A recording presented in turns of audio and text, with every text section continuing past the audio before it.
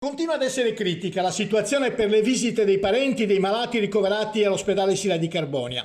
Le fotografie e le immagini allegate sono state realizzate mercoledì e giovedì, ma documentano praticamente le stesse situazioni che si ripetono quotidianamente con decine di persone in attesa all'esterno, sia sotto il gazebo allestito durante la fase più critica dell'emergenza provocata dalla pandemia, sia sotto il sole, dove non esistono né posti a sedere sufficienti né metodi di distanziamento sociale, quindi espongono le persone a ulteriori rischi per i malati. Non viene consentito di entrare all'interno della hall neppure se in possesso del Green Pass e debitamente distanziati.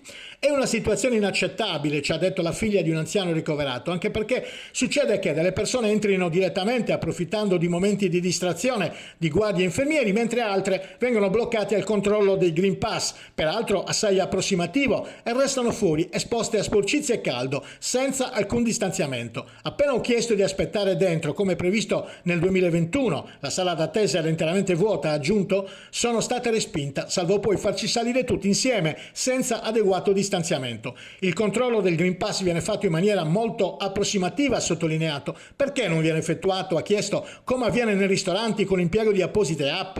La situazione che viviamo è sicuramente difficile, ma rivendichiamo il rispetto dei nostri diritti e l'applicazione rigorosa delle norme. Perché le visite si limitano ancora oggi a soli 10 minuti a paziente al giorno? Ha chiesto ancora la donna, contrariamente a quanto avviene in altre regioni dove il tempo a disposizione è maggiore, sino a 45 minuti, a Milano addirittura senza limitazione temporale, esattamente nei tempi previsti prima della pandemia. Il Ministero ha previsto che per poter entrare, ha sottolineato, a visitare un parente o un congiunto è necessario e sufficiente esibire la certificazione verde, avvenuta vaccinazione, avvenuta guarigione, effettuazione di un test antigenico.